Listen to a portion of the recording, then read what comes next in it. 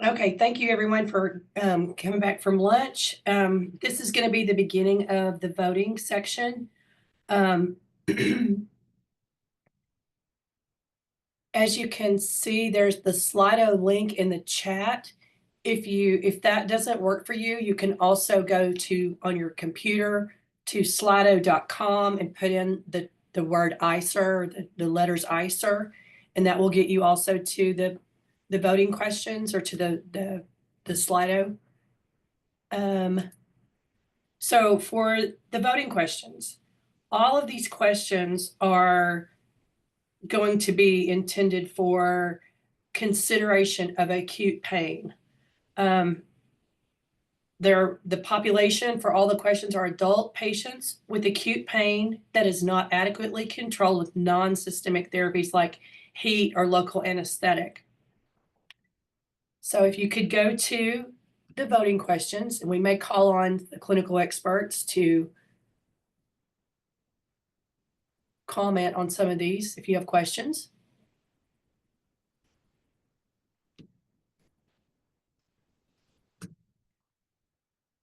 Okay, so the first question is, for patients with acute pain, is the current evidence adequate to demonstrate that the net health benefit of suzetrigine, in addition to non-systemic therapies, is greater than that of non-systemic therapies alone? So basically, versus placebo, but with allowing the use for non-systemic therapies.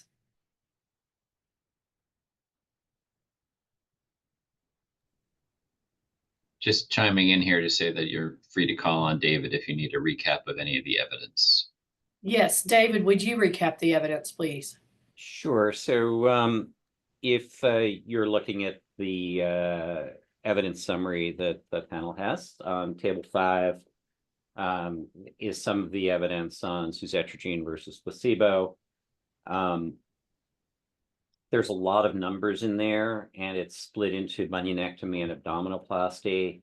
What I would suggest looking at is in the last row there, the time to greater than 2-point reduction. You can see in bunionectomy, the difference isn't as great as in abdominoplasty, but in both cases, it's statistically significant. The reason I'm focusing you on this one is that there's no imputation happening. This is what actually happened in the trial. The with imputation above is an attempt to adjust for rescue therapy. And I don't really believe you can adjust for that successfully.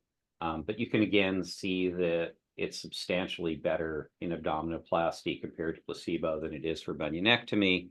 And there's that odd set of numbers on the requests for rescue medication curves that I showed you. But overall, I think on the efficacy side, it's pretty clear that this works better than not giving it, which is what placebo is meant to be a marker for. And if you go to our evidence ratings for that, I mean, I can keep sending you to Table 1, but these are all promising but inconclusive. And it's not on the efficacy side that we have questions. It's around known and unknown harms, and the fact that pain medications need to be so safe that we gave the PI rating.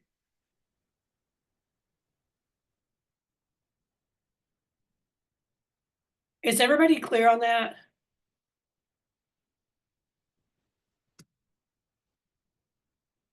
And do any of the members have questions? Any of the voters have questions about that?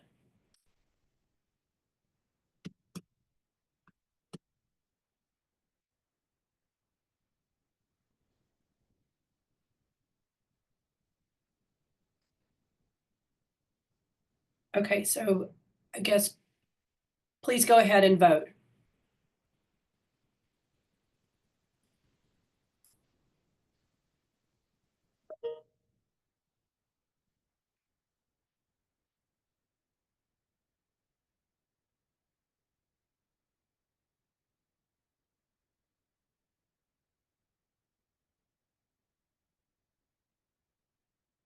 I think we should have 14 voters. Jill, I don't think I can get in there yet. Okay, have you tried slido.com and put in ICER? That's how I went. Let me go from the link here. Yeah, I have it now. Okay, great.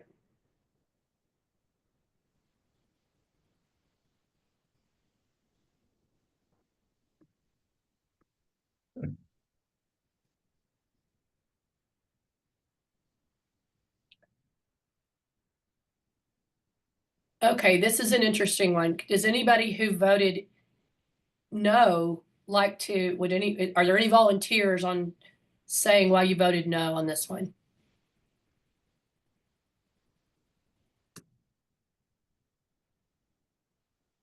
Heather, Simply because I thought there was just too many uncertainties. You know, I thought that certainly greater reduction than placebo, but I just think there's too many uncertainties beyond that. okay. Anybody else want to explain why they voted no on this question?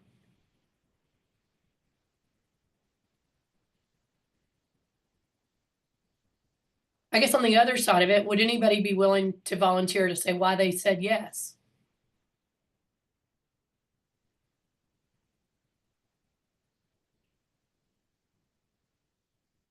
I voted yes because efficacy benefit is pretty clear. I acknowledge that there is uncertainty in the side effect, adverse effect, but at least when comparator is placebo, I do think that the net benefit is clear, including unknown uncertainty about the risk.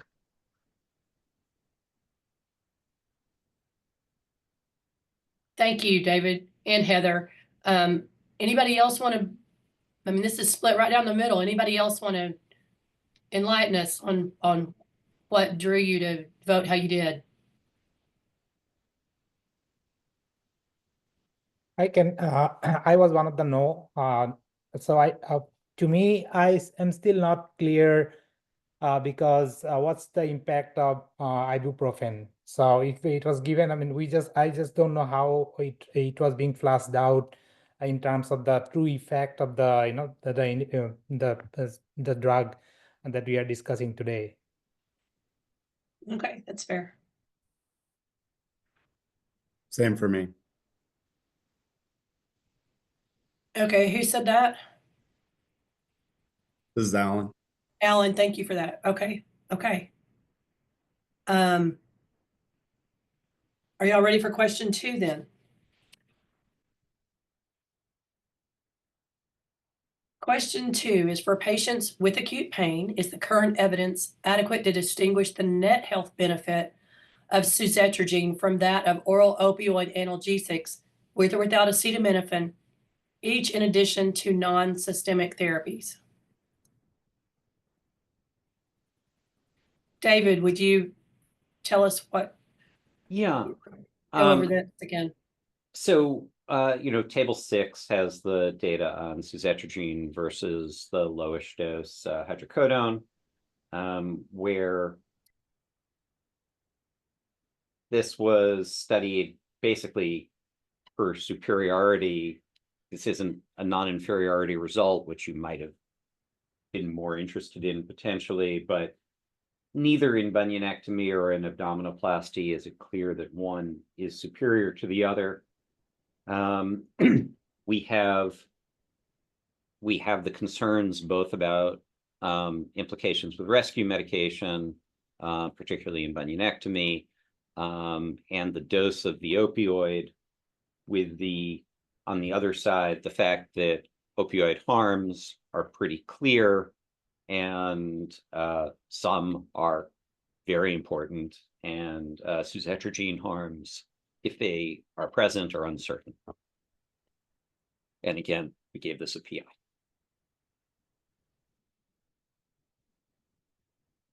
Any questions by the voters before you vote?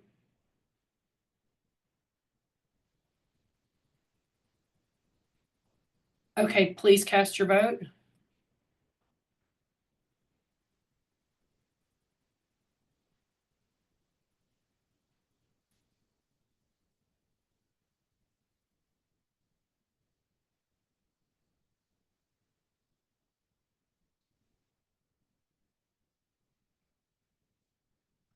Okay, so 2 yeses, 12 nos.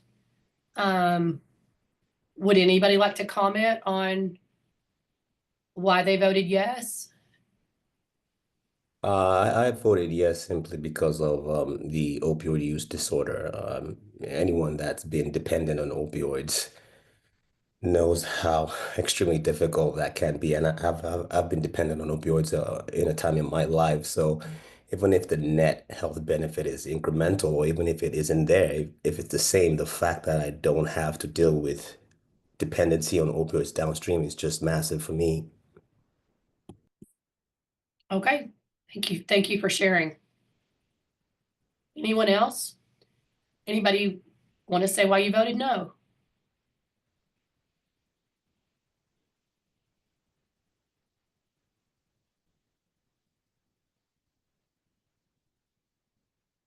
Okay, well, we'll move on. Actually, I Go can I ask ahead. a question of Jimmy on this, because I'm interested in realizing that acute pain crises aren't happening to you so much anymore. Hopefully, maybe not at all. A situation in which I, thinking as a primary care doctor right now, would be pretty hesitant personally to rely on suzetrigine would be in one of the really horrible pain situations, which was an acute pain crisis. And are you picturing suzetrigine when you're sort of thinking, gee, it'd be great to have suzetrigine instead of opioids? Are you picturing the acute pain crisis situation, or for more the chronic pain things that happen in the setting of sickle cell? I'm thinking more on the acute pain side. Okay. Not definitely chronic or even in a vascular occlusive crisis, I don't think. And the data isn't there to support that. Suzetrigine can help with that. So this is more acute with the daily pain that comes with living with sickle cell disease. Got it. Thank you. Andrew, Yes, just to add to that point, we talked quite a bit about the risk for opioid use disorder. We also talked about the risk of persistent opioid use. But if you take an opioid every day for 5 days, that's long enough to develop dependence, which means that when you try and discontinue use, you'll feel uncomfortable and severe anxiety, flu-like symptoms. And obviously, the higher the dose and the longer you take it, the more severe those withdrawal symptoms are. But it is a risk of opioid use that was not discussed in the meeting, which is the physiological dependence that sets in rapidly, even with acute pain use.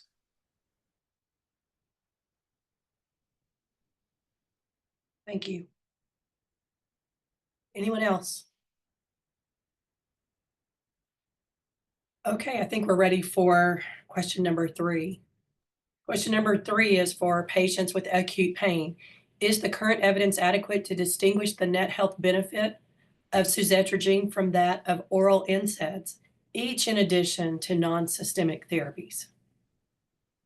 David? So in the evidence packet, this is the NMA in table 7.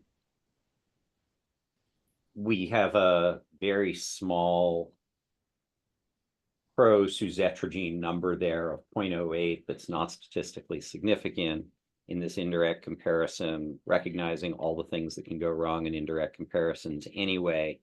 I would say we're unsure whether suzetrigine has greater efficacy on pain relief than NSAIDs. I don't think I know the answer to that. NSAID harms.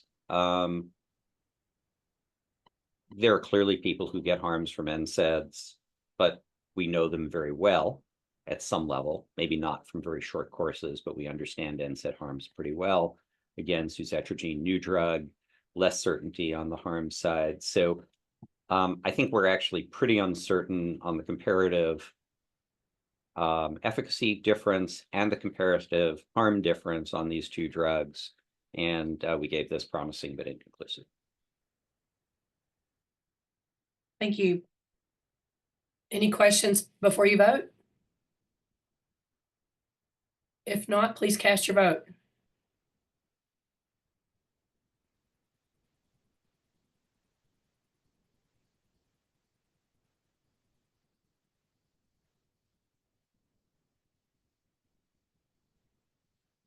Okay, it's everyone. To unanimous, no. Okay, thank you. The next question, we get into beyond benefits beyond health and special ethical priorities to help inform judgments of overall long-term value for money. Please indicate your level of agreement with the following statements. With 1, strongly disagree, 2, disagree, 3, neutral, 4, agree, and 5, strongly agree. So the statement is 4, there is substantial unmet need despite currently available treatments. David, I don't know if you want to comment on this or if anyone else would like to. Yeah, so for this one, you're looking again for what we had to say about this in table 14. And you can think about this in terms of QALY or EVLY shortfalls, although it's tricky in this situation. So the shortfalls are very small. The absolute shortfall of 0.24 and the proportional shortfall of 0.8% are very small numbers in the grand scheme of things. And that's happening because we're taking huge shortfalls in people who develop opioid use disorder and averaging them in with no shortfall at all, essentially, in everybody else. And how you think about that in terms of substantial unmet need, I'm happy that you're the ones voting and not me. Jill, this might be a great opportunity to ask Nicole and Gabe to also chime in on their perspective. Yeah, we would like that. Nicole, or either patient representative. I just wanted to make sure Gabe wasn't chiming in. Yes, thank you so Okay. much for this opportunity. From a perspective of living with pain and connecting with individuals across the country that are dealing with acute pain and pain, there is a substantial unmet need, in my opinion, as to barriers to access, opportunities, different medical, non-pharmacological and pharmacological options that really can improve and benefit their need. As we talked about before, there hasn't been medical advancements in pain in over a few decades right now. And so we really need more treatments out there. We need more options. We need to have more tools in that toolbox. And from my perspective and where we have been coming from, this has not been the case. There is a dire need for more treatments out there that are safe and effective and are going to bring relief and bring quality of life and better health outcomes as we move forward. Thank you, Nicole. Is Gabe with us? Gabe, would you like to comment? Sure. I think Nicole did a wonderful job of summing up so much of what I wanted to say. So the only thing that I would just add beyond that, as someone who is currently very much in the middle of an active chronic situation, but has had acute injuries during that time, it's a mess. It's hard to get the right thing for what you need on the acute side while you're being treated for chronic pain on the long-term side as well. And it's left me and the medical providers in a difficult spot, and I understand that. Hope for some change. Thank you for your comments. Dawn, did you have a question? Oh, Nicole has a question. Just a quick question, Jill and ICER. The question has to do with the phrase currently available treatments. Is that, I just want to be sure that I'm clear that that is either, I'm assuming it's excluding suzetrigine. Is that right? Is that intended? That was intended to exclude suzetrigine. We didn't, okay, I just want to be sure. That, yeah, prior to suzetrigine. Yep, you got it, Don. Nicole, did you have another comment you wanted to make? Yes, I think the only other thing really to add in is to have more options that are non-opioid related would be ideal. And to agree with what Dr. Kolodny had said earlier, the less amount of opioids we have out there, the better for everybody. And we need more options that are novel therapeutics that are non-opioid, and also focusing in on that multidisciplinary care approach, which is definitely a barrier for many individuals that live with pain. Thank you, Nicole. Okay, any other questions? Then for question 4, please cast your vote.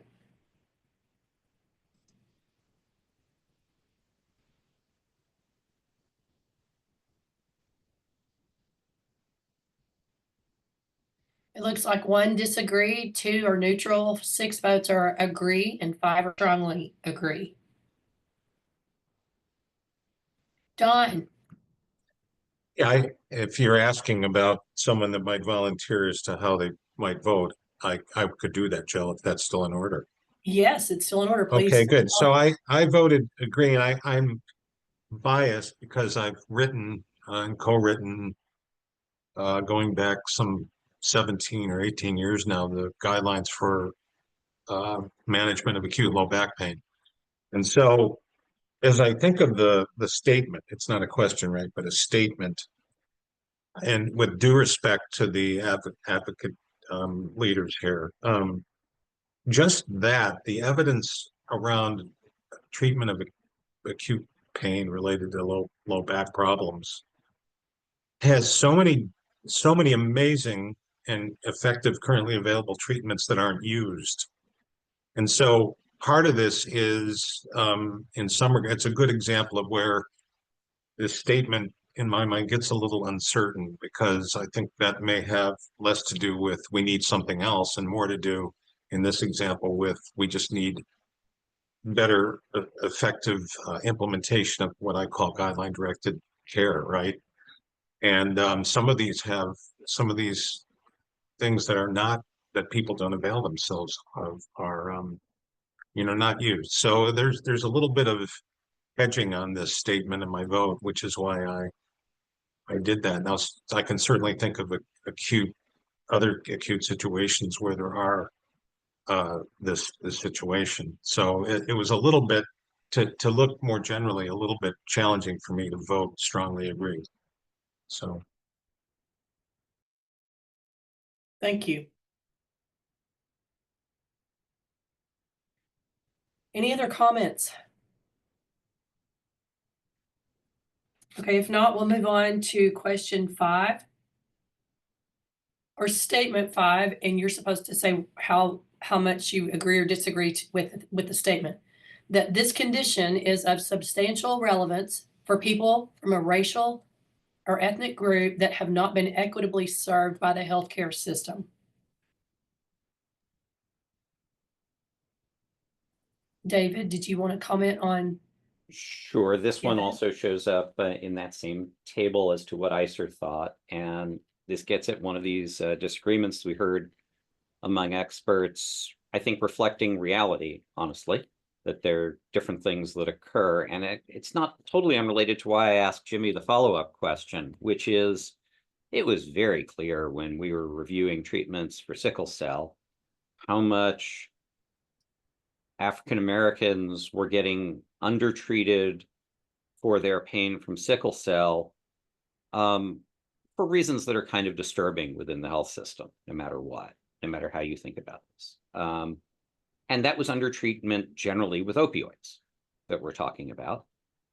We also heard from some groups that because opioids are cheap and you can just go, here, have some opioids, go home, that there was a feeling that in underserved communities, it was an easy way to cheaply get people to quickly leave the ER or quickly leave post-op.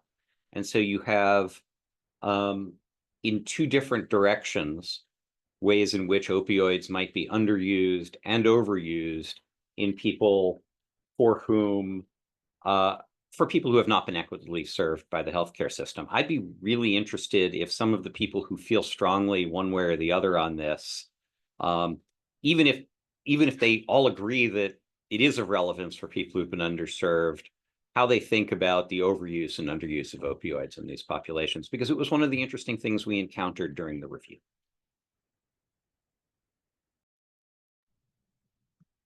Thank you. I guess we need to take our vote first, and then we can discuss. Jill, Any other? Yeah, Jill, Yeah. I just wonder if perhaps our clinical experts or our patient experts might want to chime in before the vote on this one as well, just given their experience. All righty.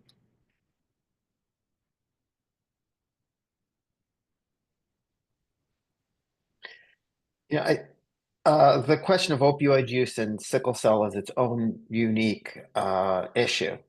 When it comes to opioid use in African Americans, there's pretty good evidence that opioids are less frequently prescribed for reasons that we have discussed previously. It could be related to racism or racial stereotypes, or a concern that Black patients are going to be more likely to become addicted or sell their medicines. And the consequences, though, when you compare opioid prescribing to whites versus Blacks, is that we were generally over-prescribing opioids to whites. There was a sort of false sense of security that if your patient is white, there's little to worry about. Of course, that's gotten better in recent years.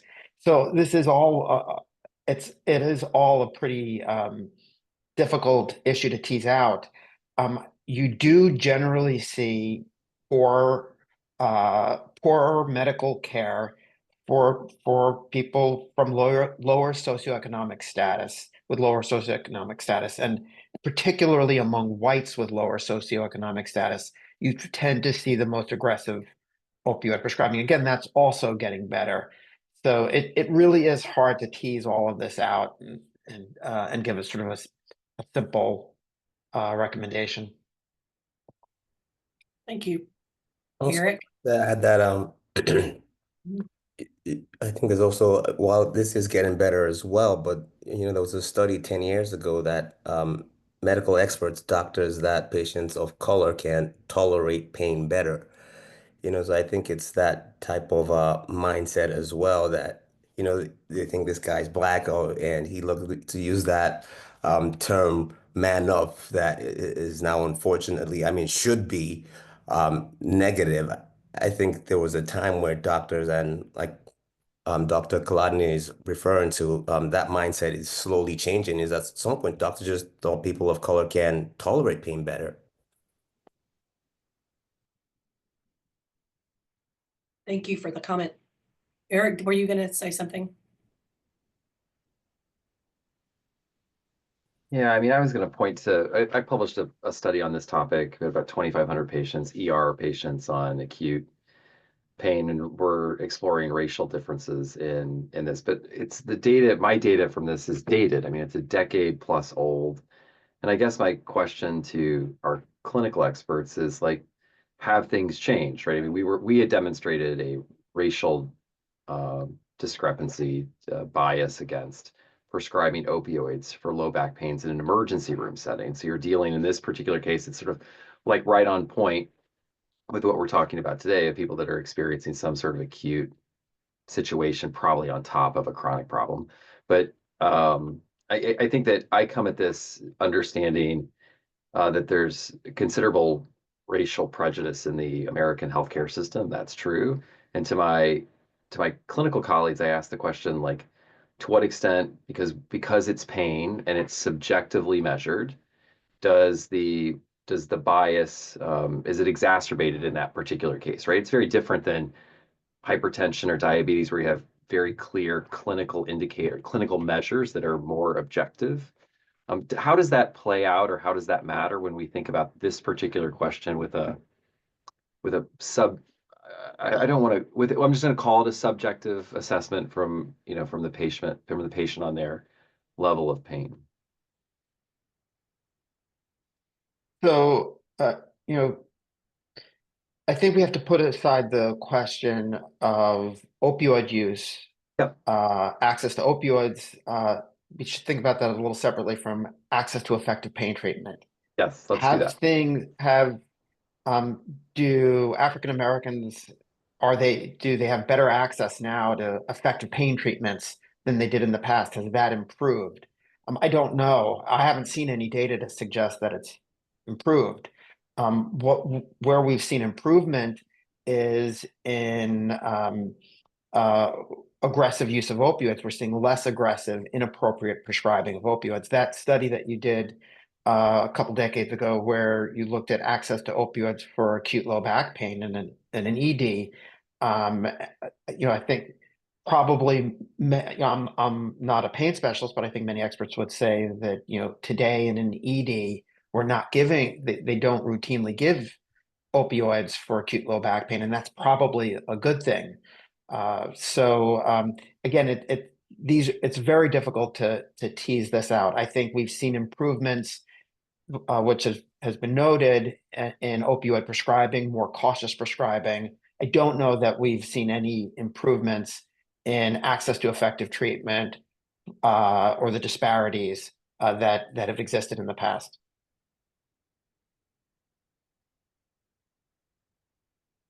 Yeah, Thanks for letting me bring up the question, Jill. Yeah. Oh, Ben. yeah, I would say the same thing. I have no confidence that we've solved the problem of implicit bias directed towards people of color, and I'm very convinced, really across different medical specialties and in medical settings, that healthcare disparities still exist. Substantial healthcare disparities still exist. Thank you, Ian. Sneha. Yeah, I did just want to add to that. I think in certain communities, particularly in certain South Asian communities, I also know that there's this hesitance to also use opioid options. And in particular, I know in my case, when I had the colectomy surgery, we very, very sparingly used opioids. And I don't believe, looking back, that my pain was managed to the extent that it should have been. And so this question also just makes me think about, how could a non-opioid therapeutic or just an alternative pain option increase the opportunity for certain communities who've had historic distrust with medications and opioids to be able to have their pain better managed. So I just want to add that, there's a component from the systems level, but there's also a component from the perception of communities and how they might choose or choose not to have their acute pain managed as well. So. Thank you for sharing that. Dawn. Well, this is another dilemma for me, and maybe I should ask the clinical experts and perhaps Brett too. The way I read this is it's general, and when I think of the universe of people, let's say within the United States, who have acute pain, the vast majority of them are unlikely to access or use the health system. So in some regards, there's a little bit of uncertainty, Jill, about which overall population are we talking about? Just those that would access the health system, or what they might experience. And I realize that part of that may be, in part of that question may be questions about the barriers for certain people who just say to heck with it, right? But I want to be sure around this question that I better understand whether that's a consideration here. Can someone from ICER better answer Dawn's question? I look at it as the condition of acute pain is of substantial relevance for racial and ethnic groups who are seeking to, they want to get that treated, and historically they've been unequitably served. So I don't know that answers your question, Dawn. I mean, any help from ICER here? I think that's the right way to interpret it, Jill. I think this is in the setting of interacting with the health system around this condition. Okay. That's how I interpret it as well, Jill. It's exactly as you. Just want to be sure. Okay. So cast your votes.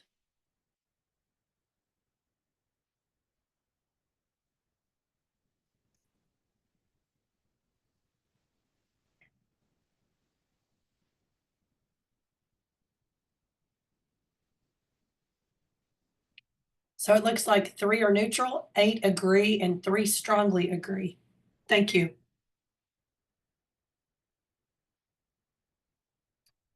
So for questions 6 and 7, to help inform judgments of overall long-term value for money, please indicate your level of agreement with the following statements based on the relative effects of suzetrigine versus non-systemic therapies, such as heat therapy, local anesthetics, non-opioid analgesics, including NSAIDs or acetaminophen, or opioid analgesics in combination with acetaminophen. So for this statement, the treatment is likely to produce substantial improvement in caregivers' quality of life and or ability to pursue their own education, work, and family life.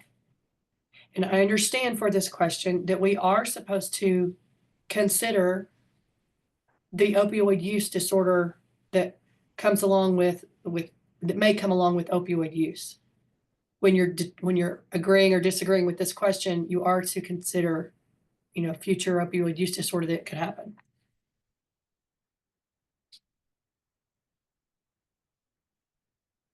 So David, or any? this one, again, shows up in the table as to how we thought about this, where, again, small percentage, how well you treat acute pain for 5 to 7 days is not going to affect a caregiver's education or employment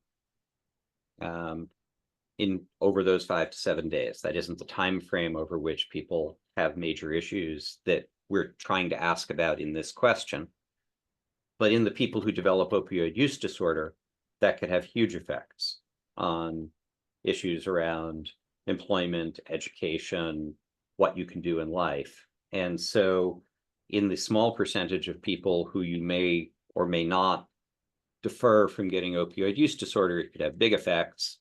And in everyone else, it's not that we thought that 5 to 7 days of needing to help somebody who was having acute pain for a week was going to have huge effects on caregiver quality of life over their lifetime. Out of a lifetime, it may have a big effect during that week, but it won't have a big effect over a lifetime.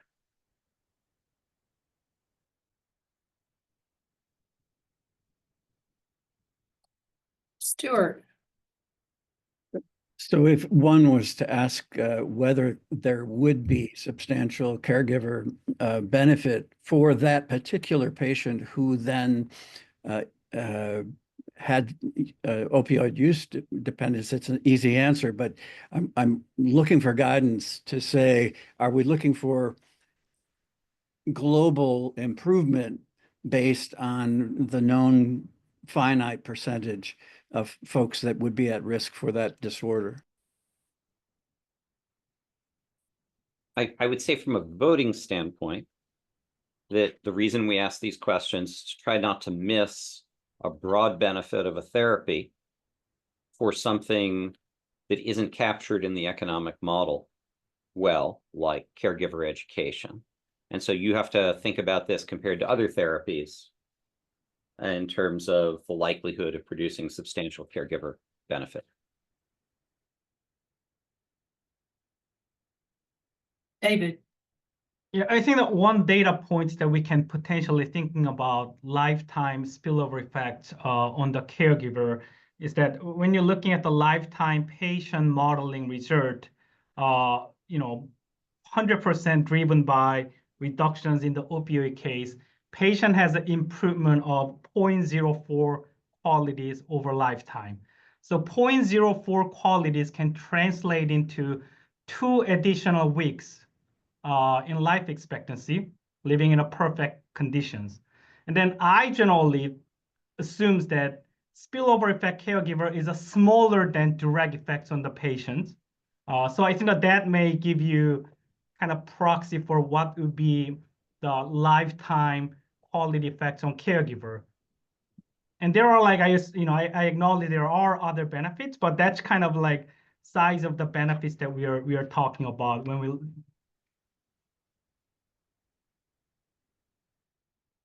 Thank you. So I'm struggling with this question because one of the things, David Wren, that you first said when you were doing the clinical review was there's a lot of uncertainties. They haven't studied addiction. I mean, biologic plausibility isn't there. It's peripheral, all that mechanism.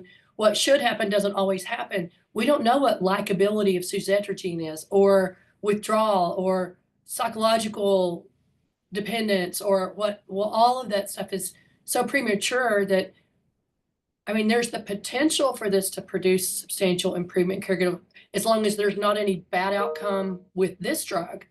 I mean, so I'm sort of torn on this question. Jayani. Thank you, Jill, for that. Actually, that's sort of what I wanted to ask too, but maybe like from the clinical experts here, if I missed something, like I was like, do we know enough or do we have enough evidence about side effects of sustragen or long-term effects of using this specific drug? Because we know with OUD is a, adverse effect, but I didn't hear much about any adverse effects of the current treatment we have been discussing. So I feel like we don't have enough evidence on that. That's how I feel, but I'm open to hearing what experts would have to say. Thank you. Thank you. Eric. I don't struggle with this one at all, which is kind of unusual for me. And maybe it's because I put it in the context of other cases and conditions that we have examined as a group. So this is a very short treatment period. This is defined as acute pain. The probability of addiction immediately following this or having a long tail is, while significant and obviously plays into the cost-effective analysis, is still relatively small given the duration of the treatment period. So I don't find this to be a big caregiver burden or caregiver relief, given the acute nature that this drug is used for under its current FDA labeling. So that's how I think about it. You all don't have to think about it in the same way, but that's how I look at it. And I think in contrast to other conditions that we've examined as a group that are chronic and long-term, and the treatment benefit is for a lifetime or is for decades. I don't view it that way. I think this is for a very short period of time, and therefore the significant impact on the caregiver is not, in my view, substantial. But that's because I'm framing it around the very acute nature and short-term duration of the treatment period. So just thought I'd share that. So it was my understanding we were supposed to encompass the potential for opioid use disorder in the So I have incorporated that in my thinking regarding the relative risk of opioid use disorder as a follow-on condition for the people who are being treated during this period of time. Thank you. Yep. Any other comments or questions? Bijan. Oh, you're muted. Sorry. I'm also kind of, well, I won't say 2 minds, but I think to me, the question is sort of, in some ways conflating the two issues. We are being asked to essentially talk about long-term effects, both positive or negative, based on something that is indicated for very short term, like, for that acute episode of care. So I think, like Eric, I'm in that sort of, that about to make that decision, in the sense that I don't think this would actually have any impact for now, for the caregiver, simply because we don't know. This has not been indicated for long-term use. So and that's my reason as to why I'm going to be voting for no effects. Okay, thank you. Nicole?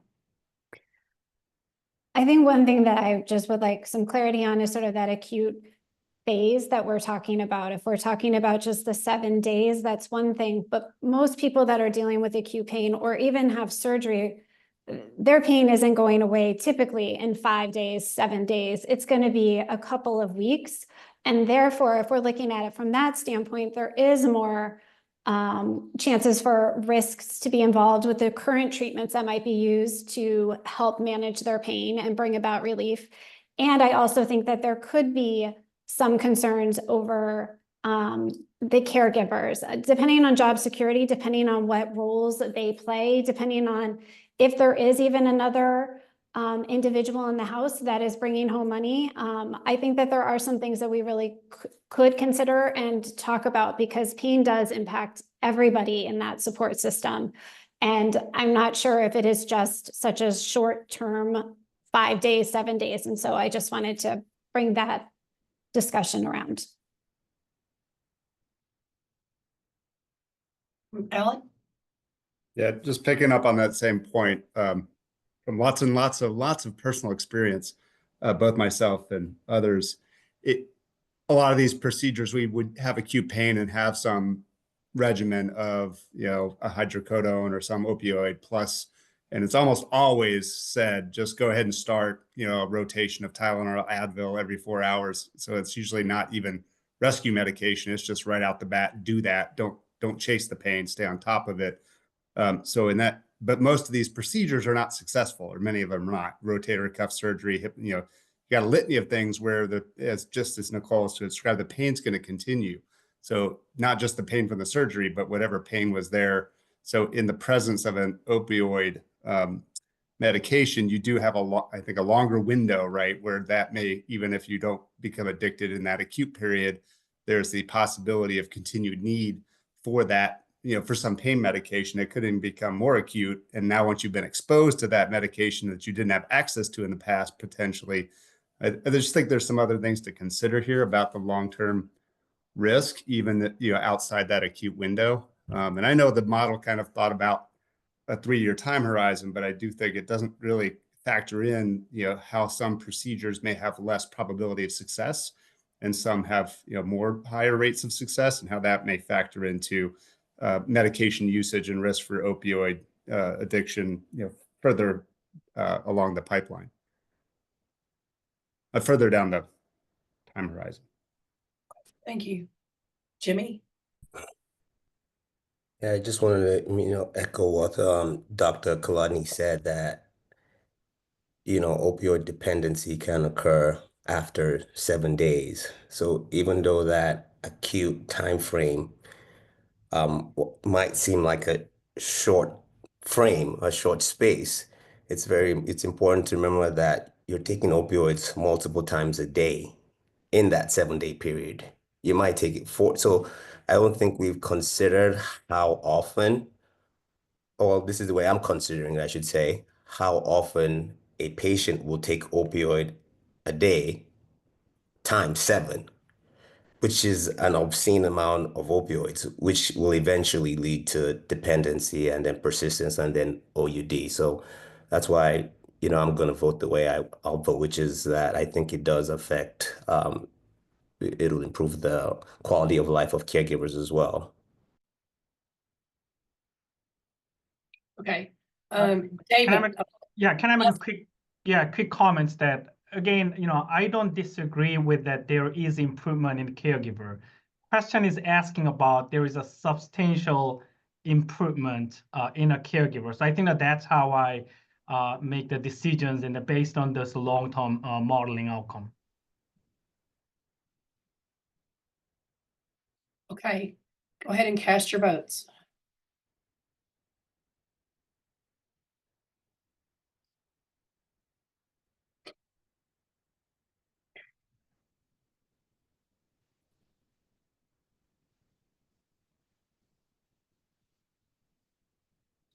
So the votes were mostly neutral with 8, 3 disagree, 1 strongly disagree, 2 agree, and 0 strongly agree. So kind of a bell curve there.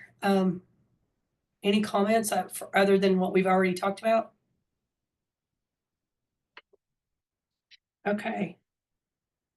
Moving to statement number 7. The treatment offers a substantial opportunity to improve access to effective treatment by means of its mechanism of action or method of delivery.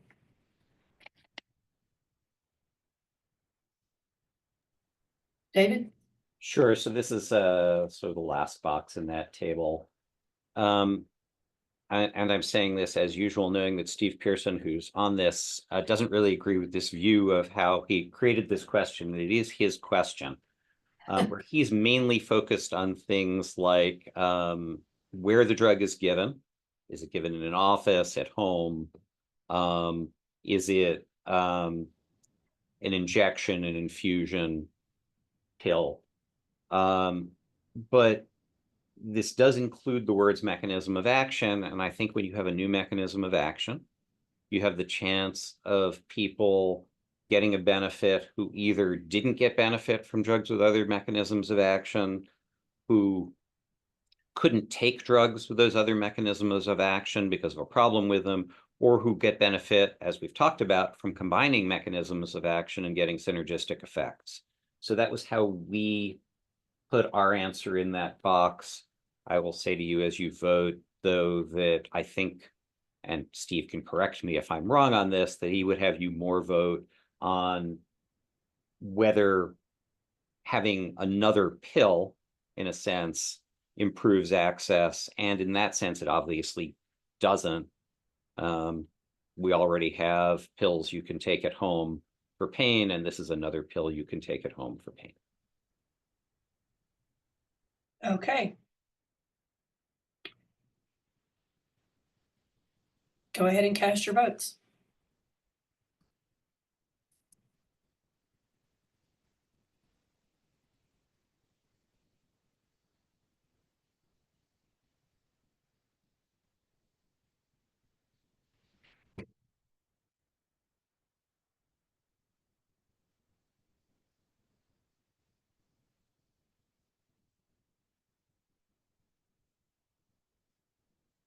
One more.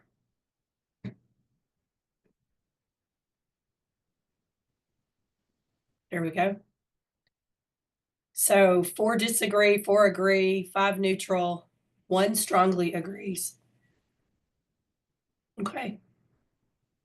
Thank you. We have about 8 minutes until break, but we have one more question.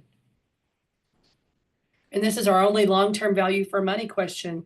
Question is, given the available evidence on comparative clinical effectiveness and incremental cost effectiveness, and considering benefits beyond health and special ethical priorities, what is the long-term value for money of suzetrigine compared to oral opioid analgesics with or without acetaminophen at the current pricing?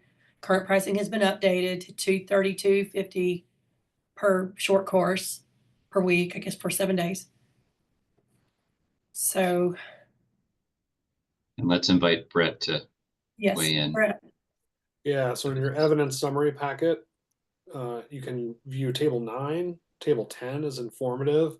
I also think, based on our discussion, some of you have had this question as well.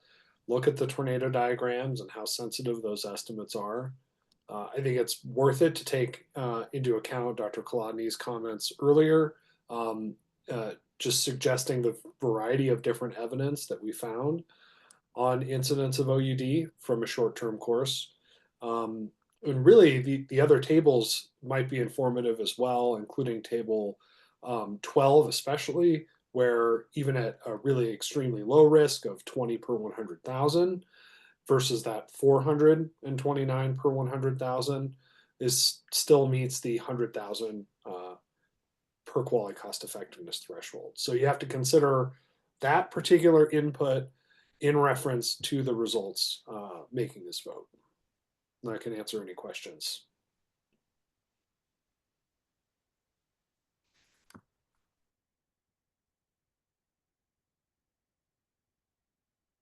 So I have a question. Looking at question 1, did we have anybody that said suzetrigine's not better than placebo? We had 2 people. So if that were the case, how can a drug that's not been shown to be effective, better than placebo, be cost saving? Yeah, I mean, I think it's from avoidance of the risk of Okay.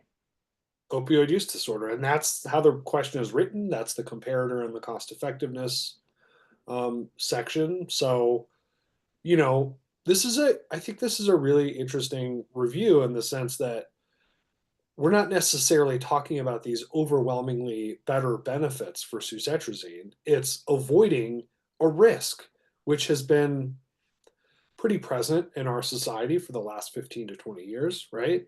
So it's something I think that a lot of us not only may have direct experience with, but these are still being prescribed. And again, in light of that short course of hydrocodone and knowing the risk varies dramatically, how do you see the long-term value from avoiding those? adverse effects. Thank you so much for that explanation. Outstanding. Bijan. Yeah, Brett, again, thank you. Your modeling, can you confirm, like, does it or does it not include any sort of long-term adverse effects of the? So, yeah, it's a good point. When I use the term adverse effects, I'm really referring to opioid use disorder as the adverse effect, right? So up front, there may be adverse effects which, at least in our assessment, weren't very significant during that acute pain portion. And when I'm using the term significant, I'm really focused on third-party assistance, so ER visits, inpatient visits, and really significant decrements to quality of life to the point where you would go back down to experiencing that acute pain without that treatment. We didn't really see that in that short course time period. Not to say there weren't adverse effects, of course there are. And I know Dr. Rind has spoken about this, that there could be longer term adverse effects we just haven't captured yet. But we're really only focused on the adverse effects of opioid use disorder, which included those decrements to quality of life for that part of the tiny slice of that population, even in the base case, and the excess costs. And then in the societal perspective, we have the additional estimates, so criminal justice system, caregiver burden, et cetera. Okay, thank you. So I don't want to beat a dead horse, but I guess I'm going to. So back to my question about that you just answered. So if you, I mean, trying to logically go through this, and I wasn't even one of the two that voted no. So anyway, if you don't think this drug is effective against placebo, and the only way it can be high long-term value for money is by avoiding opiates, doesn't that presuppose that then your pain's going to go untreated or undertreated because you're trying to get effect out of a drug that doesn't work? Yeah, I think that's fair. I agree with you on that, Jill. If you're of the opinion that this drug doesn't work, it's low value. Because you could give some other placebo that costs nothing and avoid opioids in some people using the placebo effect to avoid opioids. So if it doesn't work any better than placebo, I don't see how you don't vote low value for money. That said, most people didn't vote that it was no better than placebo. So presumably they are capable of voting on this. But I agree. If you're of the opinion that this is no better than placebo, I don't see how you don't vote low value. I will also just chime in that it's the entire body of evidence, as well as the benefits beyond health and the special ethical priorities that are supposed to be in our heads as we think about this answer. So it's totally fair if one of those considerations weighs more heavily for you, but just a reminder that it's all of the different elements of value that are supposed to go into the thinking on this particular question. Okay. Timothy? I don't want to beat a dead horse either, but I'm struggling a little bit like Jill with this. When I look at this, I was thinking about that 0.4 that we talked a lot about earlier, in that there's some uncertainty about that, but I did see the numbers are the numbers. But I'm looking at this question and I'm see with or without. How am I supposed to interpret the with or without? Because it seems to me to matter whether it's with or without. And you are? It says with or without acetaminophen. Oh, sorry. Yes. Yeah, I mean, I think they're combination, and I don't know, Dr. Rind, if you want to step in, but because we talked about this combination point earlier, I thought, and so I'm struggling a little bit with this. So I just to be clear though, the combination has nothing to do with the rescue therapy. I mean, the combination is that the study that was done was against opioid plus acetaminophen. I think most people think, particularly at low doses of opioid, you get additional benefit from the acetaminophen. At very high doses of opioid, you almost certainly don't get much additional benefit. We could see whether Dr. Kolodny would agree with that. But, you know, at the point where you're knocking people out with opioids, the acetaminophen doesn't make much difference. And so just because people use opioids both ways, we didn't want to trap this question onto just what they had studied, because some people get sent home with oxycodone, which is just the opioid, and some people get sent home with Percocet, which is oxycodone plus acetaminophen, which is somewhat more efficacious. But we weren't, you know, again, the big issue here is not how much pain relief you're getting, it's how much addiction potential there is. And presumably there's the same amount of addiction potential for the same opioid total amount that you're getting over that period of time. That's how we were thinking about it. And again, the cost effectiveness as Brett was calculating it is all based on the lifetime risk of opioid use disorder, not how much pain relief you got over a few days. On the other hand, if it doesn't work at all, presumably you're going to take something else, and that could be an opioid. And if it doesn't work at all, why spend $232 for something that doesn't work at all? So to Jill's question, I just don't see how it could be anything but low value if it doesn't work at all. As you heard from my presentation, I do think it works. Thanks.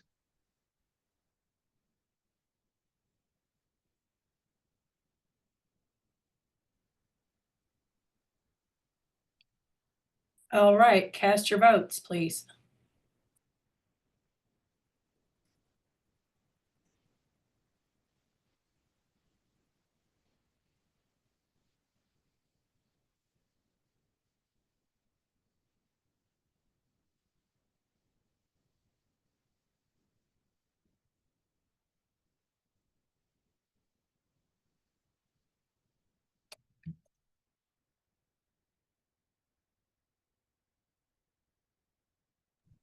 I bet that was me. I was the last one. I didn't press send.